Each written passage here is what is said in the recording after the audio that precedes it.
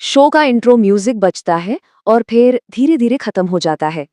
तो चलिए सीधे आज के सबसे बड़े सवाल पर आते हैं। सवाल ये है कि क्या अमेरिका इजराइल की ईरान से लड़ाई को अपनी लड़ाई बनाकर एक ऐसे जाल में फंस गया है, एक ऐसे चक्रव्यूह में जिससे निकलना अब लगभग नामुमकिन सा लग रहा है। तो सबसे पहले बात करते हैं पहले मुद्दे की। क्या सुपर पावर अमेरिका ने ईरान को कम आंकने की वही ऐतिहासिक गलती दोहरा दी है जो रूस ने यूक्रेन में की थी? पता है, ये एक ऐसा सवाल है जो इस पूरे संघर्ष की दिशा बदल सकता है। देखिए, इतिहास हमें एक ही चीज बार बार सिखाता है। जंग शुरू करना तो बहुत आसान होता है, लेकिन उसे कंट्रोल करना, उसे खत्म करना लगभग नामुमकिन। एक बार जो पहली गोली चल जाती है ना, तो हालात किसी के हाथ में नहीं रहते। तो क्या यहाँ इतिहास खुद को दोहरा रहा है? सोचिए, ठीक वैसे ही जैसे रूस 1000 दिन से भी ज्यादा हो गए और वो आज भी यूक्रेन के दलदल में फंसा हुआ है।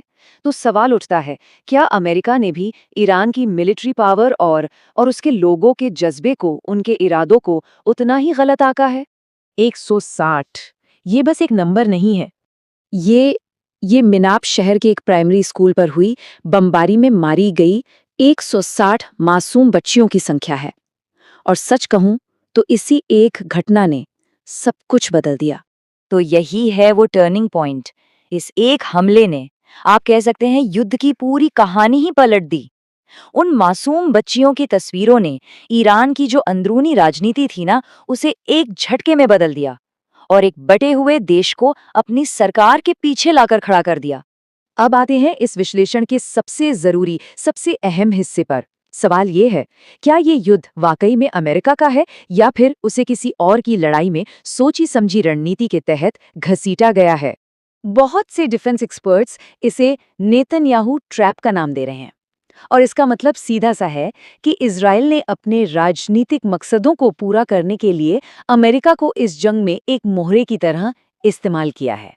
और सुनिए, ये सिर्फ कोई बाहरी कॉन्स्पिरेसी थियरी नहीं है।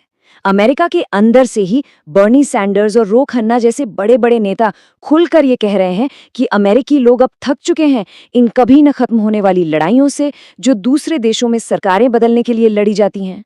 चलिए अब जरा ये देखते हैं कि इस जंग का असर खुद अमेरिका पर, उसके घर के अंदर और उसके दोस्तों पर क्या पड़ रहा है। जरा इस चार्ट को देखिए।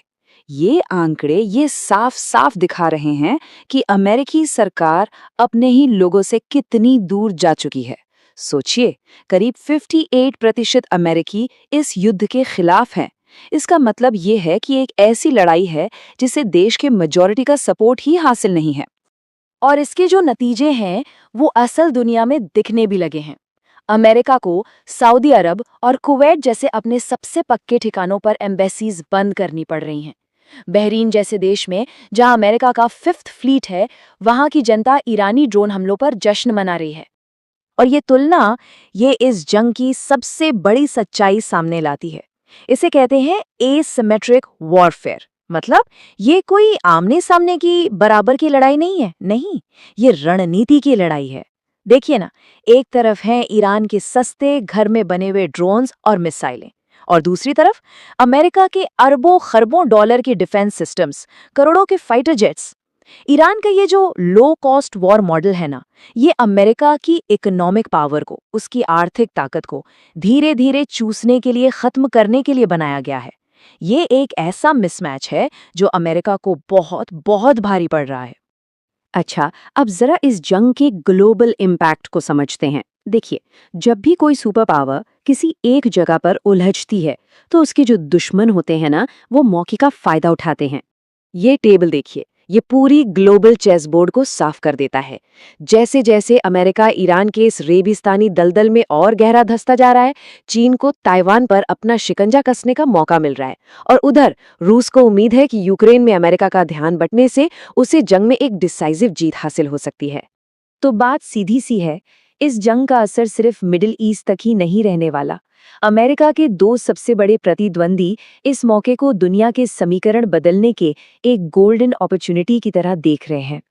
तो अंत में हम घूम फिरकर उसी सवाल पर वापस आते हैं जहां से हमने ये पूरी बातचीत शुरू की थी। अमेरिका एक ऐसे चक्रव्यूह में फंस चुका है जहां से बाहर निकलने का कोई साफ रास्ता नहीं दिख रहा।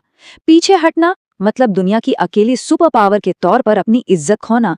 और आगे बढ़ने का मतलब है एक ऐसी जंग में और धंसते जाना जो उसका खजाना और ताकत दोनों खत्म कर देगी। ईरान एक ऐसी हकीकत बन गया है जिसे अमेरिका न तो निगल पा रहा है और न ही उगल पा रहा है। अब सवाल सिर्फ एक ही बचता है, यहाँ से आगे क्या होगा।